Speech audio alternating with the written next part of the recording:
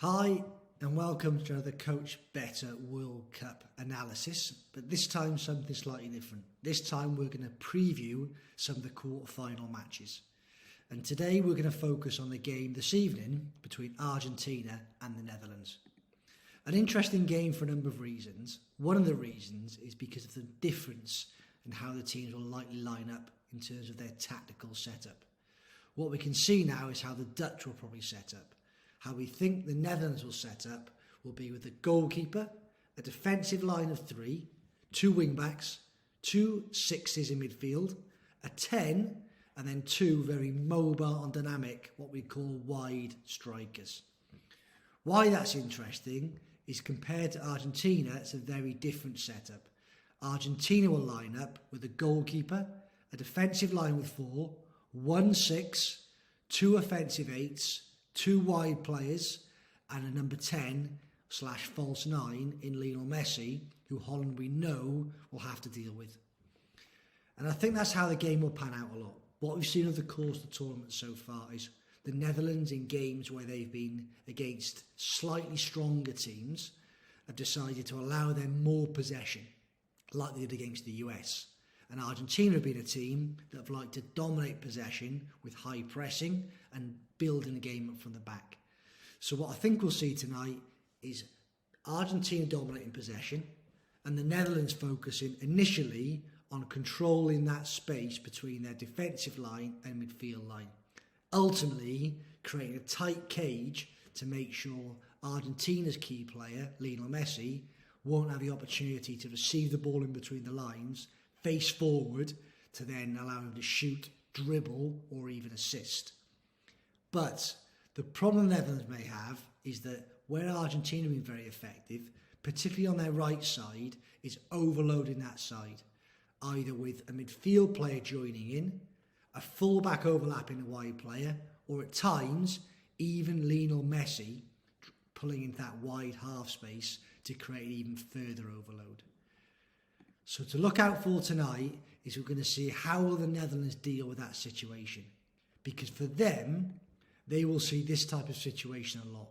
This is a situation we saw in the build-up to Argentina's first game against Poland. You can see here a centre midfield player, an 8, has dragged out into a wide area. The full-back has pushed a bit higher and the winger is still holding his width, with Lionel Messi looking to get involved. And if we look at that box in itself, Argentina have created now a maximum of 4 against 1. Possibly, you can argue, a 5 against 3. But an overload situation, which often results in them either working the ball to the byline to produce a dangerous cross, or forcing the opposition, the Netherlands in the case tonight, to bring more bodies across and then leave space on the opposite side for Argentina to attack directly. So watch out for that tonight.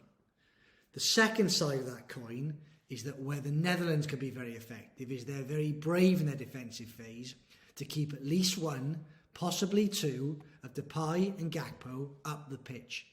Which means when the Argentina right fullback joins in to support the attack, it's going to be a very difficult decision for the Netherlands to make on what they do with Depay.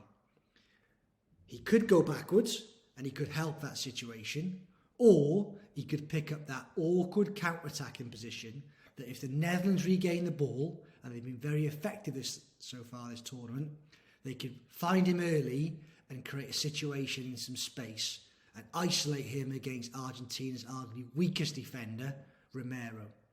So have a look how that situation pans out on the Dutch left-hand side and the Argentinian right-hand side early in the game, particularly the role of Depay and Messi.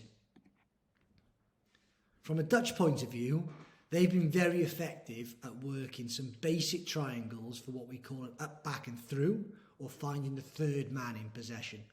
They utilised it to incredible effect for their first goal against USA, where we saw 3 or 4 examples of the ball going forward, laid off and then forward to eventually create an opportunity for them to score a goal.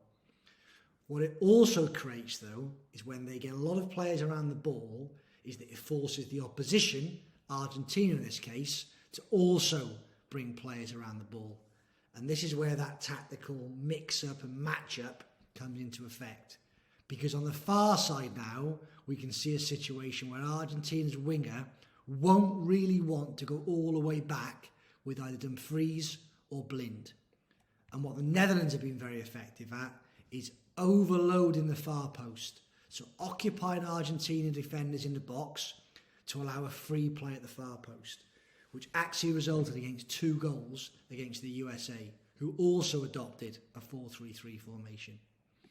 You can see against the US here, you've got 2 Dutch attackers pinning US defenders. So the centre-back here and the full-back there forced to mark those players who are in danger situations. But then you can see now how the situation changes here. When the ball gets played wide in a crossing position, these defenders are still pinned, but the far wing-back Dumfries has sneaked into an offensive position to give them a load over the box, which resulted in the Netherlands' third and winning/decisive goal. So, what do I expect to see tonight? Ultimately, it's a World Cup knockout game, so it'll be a super close game. It wouldn't surprise me if we saw extra time, if we even saw penalties.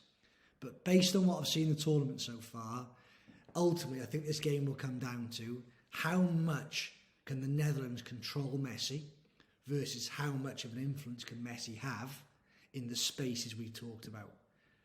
And if Messi can get on top, which I'm backing him to do tonight, I'm going to go with an Argentina 1-0 victory.